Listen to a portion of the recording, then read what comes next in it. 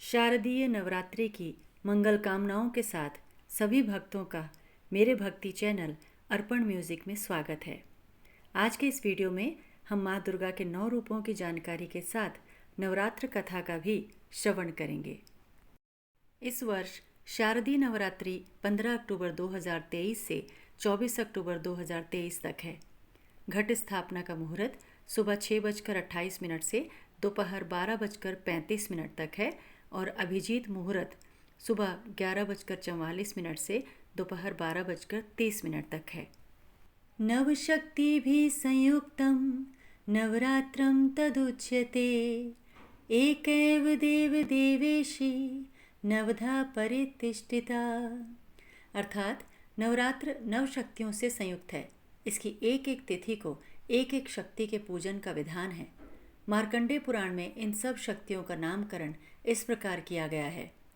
प्रथमं शैलपुत्रीति, द्वितीयं ब्रह्मचारिणी, तृतीयं चंद्रघंटेति, कुष्मांडेति, चतुर्थकं पंचकं स्कंदमातेति, षष्ठं कात्यायनी, तथा सप्तम कालरात्रिति, महागौरी च अष्टकं, नवमं सिद्धिदात्रीति, नवदुर्गा प्रकीर्तिता।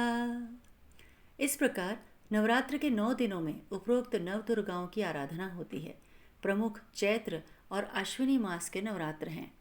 यही कारण है कि हिंदू जनमानस इन 2 नवरात्रों को विशेष आदर देता है। चैत्री नवरात्र शयन कहलाता है तथा अश्विन मासी नवरात्र को बोधन कहा जाता है। आश्विन मास के शुक्ल पक्ष में प्रथम 9 दिनों में पड़ने वाले शरद ऋतु के शारदीय नवरात्र इन सभी नवरात्रों में सबसे अधिक महत्वपूर्ण हैं और मानव समुदाय के लिए विशेष हितकर हैं। इसी कारण दुर्गा पूजा का वार्षिक महोत्सव शारदीय नवरात्र में ही संपन्न होता है। नवरात्र का अर्थ होता है नव अहोरात्र, अर्थात 9 दिन और 9 रात। श्रीमद् देवी भागवत पुराण के अनुसार इस धरा पर नवरात्र व्रत के समान अन्य कुछ भी नहीं है। यह व्रत अति पावन और पवित्र होता है। इस व्रत को जो श्रद्धापूर्वक करते हैं उन्हें धरती के सभी सुख, संपदा, आनंद, संतान सुख और अंततः मोक्ष की प्राप्ति होती है। प्रत्येक व्यक्ति को चैत्र एवं अश्विन मास में नवरात्र व्रत करना चाहिए। भगवान राम द्वारा नवरात्र पूजा का भी उल्लेख धार्मिक ग्रंथों में मिलता है। भगवान श्री राम ने अपनी विजयश्री के लिए शारदीय नवरात्र व्रत किया था। जब रावण ने सीता जी का हरण कर लिया तो राम जी ने रावण के वध की प्रतिज्ञा की। उनके मन में यह बात जानकर थोड़ी चिंता भी हुई कि रावण अतुलित बलशाली है और उसका वध करना कठिन है। तब वे असमंजस में पड़ गए कि रावण का वध आखिर किस प्रकार किया जाए। इसी बीच वहाँ नारद जी पधारे और उन्होंने श्री राम को रावण पर विजय प्राप्त करने के निमित्त शारदीय नवरात्र के व्रत पूजन की सलाह दी। अश्विन मास आने पर देवर्षि नारद के परामर्श से उन्होंने यह व्रत निष्ठापूर्वक किया। नवरात्रि अष्टमी की मध्य रात्रि को माँ भगवती ने प्रकट होकर उन्हें विजय का वरदान दिया। तभी वे रावण का वध करने में सफल हो सके। भगवान राम ने विधि पूर्वक शारदीय नवरात्र का अनुष्ठान किया, परंतु शरद ऋतु माँ भगवती का शयन काल होने के कारण उनकी पूजा अभ्यर्थना करने से रामचंद्र जी का अभीष्ट तत्काल सिद्ध नहीं हो सकता था। यथार्थ में तो उन्हें जगदम्बा के वर लाभ की आवश्यकता थी। अतः यह उनकी अपनी कठिन साधना और भक्ति भावना की प्रबलता ही थी कि माँ दुर्गा को असमय ही अपनी निद्रा त्याग कर उनकी पूजा ग्रहण करने के लिए बाध्य होना पड़ा था। आइए अब जानते हैं कि नवरात्र कब और कैसे किया जाता है। अश्विन मास में शुक्ल पक्ष की प्रतिपदा से नवमी तक जो प्रसिद्ध पर्वकाल है उसे ही शारदीय नवरात्र कहते हैं। इन 9 दिनों के अंतराल में माँ दुर्गा की प्रसन्नता के लिए अर्चना की जाती है। प्रतिपदा यानी हिंदू पंचांग की पहली तिथि को कहते हैं।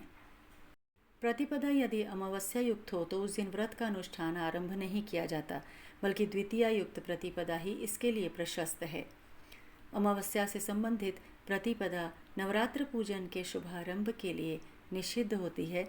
हस्त नक्षत्र वाली प्रतिपदा तिथि में व्रत आरंभ अत्यधिक शुभ और मंगलकारी माना जाता है। इस व्रत का श्री गणेश अश्विन शुक्ल प्रतिपदा से आरंभ होता है और नवमी के कृत्यों के साथ ही इसकी इति भी होती है। घट या कलश स्थापना के लिए उदया प्रतिपदा ही ग्राह्य होती है। अष्टमी की महारात्रि में जप, हवन, पूजन का विशेष फल प्राप्त होता है। कुमारी पूजन इस व्रत के लिए सबसे अधिक महत्व रखता है।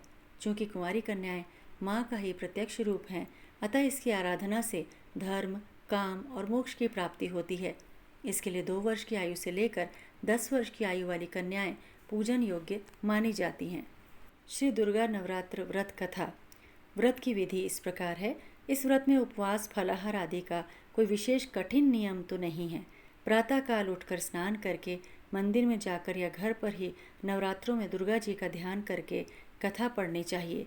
कन्याओं के लिए व्रत विशेष फलदायक होता है। जगदम्बा जी की कृपा से सब विघ्न दूर होते हैं और कथा के अंत में बारंबार दुर्गा माता तुम्हारी जय हो, तुम्हारी सदा ही जय हो, इसका उच्चारण करना चाहिए। धार्मिक पुस्तकों में इसकी कथा इस प्रकार से दी गई है। बृहस्पति जी बोले, हे ब्राह्मण, आप अत्यंत बुद्धिमान, सर्वशास्त्र और चारों वेदों को जानने वालों में श्रेष्ठ हैं। प्रभु कृपा कर वचन सुनिए। चैत्र, अश्विन, माघ और आषाढ़ के शुक्ल पक्ष में नवरात्र का व्रत और उत्सव क्यों किया जाता है? हे भगवान, इस व्रत का क्या फल है? किस प्रकार करना उचित है? और पहले इस व्रत को किसने किया, हमें विस्तार से कहिए। बृहस्पति जी ऐसा वचन सुनकर ब्रह्मा जी से कहने लगे कि हे बृहस्पति, जो मनुष्य मनोरथ पूर्ण करने वाली दुर्गा, महादेव, सूर्य और नारायण का ध्यान करते हैं, वे मनुष्य धन्य हैं। यह नवरात्र व्रत संपूर्ण कामनाओं को पूर्ण करने वाला है। इसके करने से पुत्र चाहने वाले को पुत्र, धन चाहने वाले को धन, विद्या चाहने वाले को विद्या और सुख चाहने वाले को सुख मिलता है।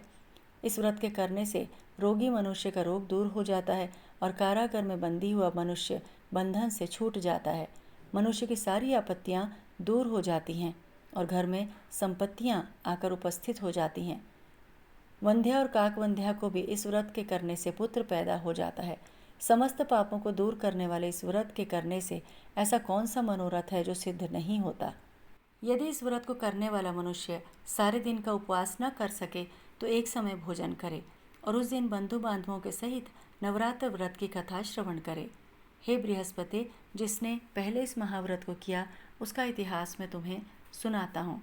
इस प्रकार ब्रह्मा जी का वचन सुनकर बृहस्पति जी बोले, हे ब्राह्मण, मनुष्यों का कल्याण करने वाले इस व्रत का इतिहास कहिए। तब ब्रह्मा जी बोले, पीठत नामक मनोहर नगर में एक अनाथ ब्राह्मण रहता था। वह भगवती दुर्गा का परम भक्त था। उसके संपूर्ण सद्गुणों से युक्त सुमति नाम की एक अत्यंत सुंदर पुत्री पैदा हुई। वह कन्या सुमति अपने पिता के घर बालकपन में अपनी सहेलियों के साथ क्रीड़ा करती हुई इस प्रकार बढ़ने लगी जैसे शुक्ल पक्ष की कला बढ़ती है।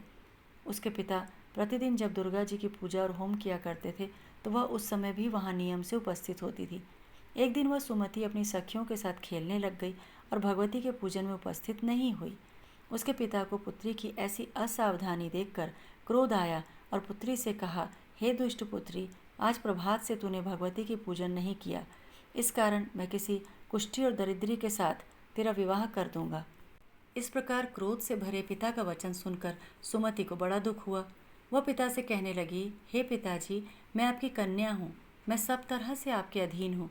जैसी आपकी इच्छा हो मेरा विवाह कर सकते हैं। होगा वही जो मेरे भाग्य में लिखा है। मेरा तो इस पर पूर्ण विश्वास है। मनुष्य न जाने कितने मनोरथों का चिंतन करता है, पर होता तो वही है जो भाग्य में विधाता ने लिखा होता है। जो जैसा कर्म करता है उसको फल भी उसी कर्म के अनुसार मिलता है, क्योंकि कर्म करना मनुष्य के अधीन है पर फल देवताओं के अधीन है। पुत्री के ऐसे वचन सुनकर पिता का क्रोध और अधिक बढ़ गया। तब उसने अपनी कन्या का कुष्ठी के साथ विवाह कर दिया और पुत्री से कहने लगा, जाओ, जल्दी जाओ, अपने कर्म का फल भोगो, देखें भला भाग्य के भरोसे रहकर क्या करती है। इस प्रकार से कहे हुए पिता के कटु वचनों को सुनकर सुमति मन में विचार करने लगी कि हाँ, मेरा दुर्भाग्य है कि जिससे मुझे ऐसा पति मिला। इस तरह अपने दुख का विचार करती हुई वह सुमति अपने पति के साथ वन में चली गई और बहुत भयभीत होकर उसने उस स्थान पर रात बड़े कष्ट से व्यतीत की। उस गरीब बालिका की ऐसी दशा देखकर भगवती उसके पुण्य के प्रभाव से प्रकट होकर सुमति से कहने लगी, हे ब्राह्मणी, मैं तुम पर प्रसन्न हूँ, तुम चाहो वो वरदान मांग सकती हो। इस प्रकार भगवती दुर्गा का वचन सुनकर ब्राह्मणी कहने लगी कि आप कौन हो जो मुझ पर प्रसन्न हुई हो? यह सब मेरे लिए कहिए। अपने कृपा दृष्टि से मुझे दीन दासी को कृतार्थ करिए। ब्राह्मणी का ऐसा वचन सुनकर देवी कहने लगी कि मैं आदि शक्ति हूँ और मैं ब्रह्म विद्या और सरस्वती हूँ। मैं प्रसन्न होने पर प्राणियों का दुख दूर कर उनको सुख प्रदान करती हूँ। हे ब्राह्मणी, मैं तुझ पर तेरे पूर्व जन्म के पुण्य के प्रताप से प्रसन्न हूँ। मैं तुम्हारे पूर्व जन्म का वृत्तांत सुनाती हूँ। तू पूर्व जन्म में निषाद यानी भील की स्त्री थी और अति पतिव्रता थी। एक दिन तेरे पति निषाद ने चोरी की। चोरी करने के कारण तुम दोनों को सिपाहियों ने पकड़ लिया और ले जाकर जेल खाने में कैद कर दिया। उन लोगों ने तुम्हें भोजन भी नहीं दिया। इस प्रकार नवरात्र के दिनों में तुमने न तो कुछ खाया और न ही जल पिया। इस प्रकार 9 दिन तक नवरात्रि का व्रत हो गया। हे ब्राह्मणी, उन दिनों में जो व्रत हुआ उस व्रत के प्रभाव से प्रसन्न होकर तुम्हें मनवांछित वस्तु दे रही हूँ। तुम्हारी जो इच्छा हो सो मांगो। इस प्रकार दुर्गा जी के कहे हुए वचन सुनकर ब्राह्मणी बोली, अगर आप मुझ पर प्रसन्न हैं तो हे दुर्गे, मैं आपको प्रणाम करती हूँ। कृपा कर मेरे पति के कोढ़ को दूर करिए। देवी कहने लगी कि उन दिनों में जो तुमने व्रत किया उस व्रत के एक दिन का पुण्य अपने पति का कोढ़ दूर करने का अर्पण करो। मेरे प्रभाव से तेरा पति कोढ़ से रहित और स्वस्थ शरीर वाला हो जाएगा। सुमति ने देवी के कहे अनुसार नवरात्रों के एक दिन का पुण्य पति को अर्पण किया तो उसके पति का शरीर भगवती दुर्गा की कृपा से कुष्ठहीन होकर अति कांतियुक्त हो गया। वह ब्राह्मणी पति की मनोहर देह को देखकर देवी को अति पराक्रम वाली माता समझकर स्तुति करने लगी। हे दुर्गे, आप दुर्गति को दूर करने वाली, तीनों जगत का संताप हरने वाली, प्रसन्न होने पर मनोवांछित वस्तु देने वाली और दुष्ट मनुष्यों का नाश करने वाली हो। तुम ही सारे जगत की माता और पिता हो। हे अम्बे, मुझ अपराध रहित अबला को मेरे पिता ने कुष्ठी मनुष्य के साथ विवाह कर मुझे घर से निकाल दिया। उनकी निकाली हुई मैं पृथ्वी पर घूमने लगी। आपने ही मेरा इस आपत्ति रूपी समुद्र से उद्धार किया। हे देवी, मैं आपको प्रणाम करती हूँ। मुझ दीन की रक्षा करो। ब्रह्मा जी बोले कि हे बृहस्पति, इसी प्रकार इस सुमति ने मन से देवी की बहुत स्तुति की और माता देवी को बहुत प्रसन्नता हुई और वे ब्राह्मणी से कहने लगी कि तेरे उद्धालक नामक अति बुद्धिवान, धनवान, कीर्तिमान और जितेंद्रिय पुत्र शीघ्र ही होगा और तेरी कोई इच्छा हो तो वह भी मांग सकती हो। ऐसा भगवती दुर्गा का वचन सुनकर सुमति बोली कि हे माँ दुर्गे, अगर आप मेरे पर प्रसन्न हो तो कृपा कर मुझे नवरात्र व्रत विधि बतलाइए। हे दयानिधे, आप जिस विधि से नवरात्र व्रत करने से प्रसन्न होती हैं उस विधि को और उसके फल को विस्तार से वर्णन कीजिए। इस प्रकार ब्राह्मणी के वचन सुनकर दुर्गा जी कहने लगी कि हे ब्राह्मणी, मैं तुम्हारे लिए संपूर्ण पापों को दूर करने वाली नवरात्र विधि को बतलाती हूँ, जिसको सुनने से तमाम पापों से छूटकर इंसान मोक्ष की प्राप्ति करता है। अश्विन मास के शुक्ल पक्ष की प्रतिपदा से लेकर 9 दिन तक विधि पूर्वक व्रत करें। यदि दिन भर व्रत न कर सकें तो एक समय भोजन करें। पढ़े लिखे ब्राह्मणों से पूछकर घट स्थापना करें और वाटिका बनाकर उसको प्रतिदिन जल से सींचें। महाकाली, महालक्ष्मी और महासरस्वती इनकी मूर्तियां बनाकर नित्य विधि से पूजा और पुष्पों से विधि पूर्वक अर्घ्य दें। बिजौरा के फूल से अर्घ्य देने से रूप की प्राप्ति होती है और जायफल से कीर्ति और दाख से कार्य की सिद्धि होती है। आंवले से सुख, केले से भूषण की प्राप्ति होती है। इस प्रकार फलों से अर्घ्य देकर यथाविधि हवन करें। खांड, घी, गेहूँ, शहद, जौ, तिल, बिलपत्र, नारियल, दाख और कदम्ब इनसे हवन करें। गेहूँ से होम करने से लक्ष्मी की प्राप्ति होती है। खीर से, चंबा के पुष्पों से, धन और पत्तों से तेज और सुख की प्राप्ति होती है। कमल से राज सम्मान और दाखों से सुख और संपत्ति की प्राप्ति होती है। खांड, घी, नारियल, शहद, जौ और तिल इनसे तथा फलों से होम करने से मनवांछित वस्तु की प्राप्ति होती है। व्रत करने वाला मनुष्य इस विधान से होम कर आचार्य को अत्यंत नम्रता के साथ प्रणाम करे और यज्ञ की सिद्धि के लिए दक्षिणा दे। इन 9 दिनों में जो कुछ दान किया जाता है उसका करोड़ों गुना फल मिलता है। हे ब्राह्मणी, इस संपूर्ण कामनाओं को पूर्ण करने वाले उत्तम व्रत को तीर्थ, मंदिर या घर में ही विधि के अनुसार करें।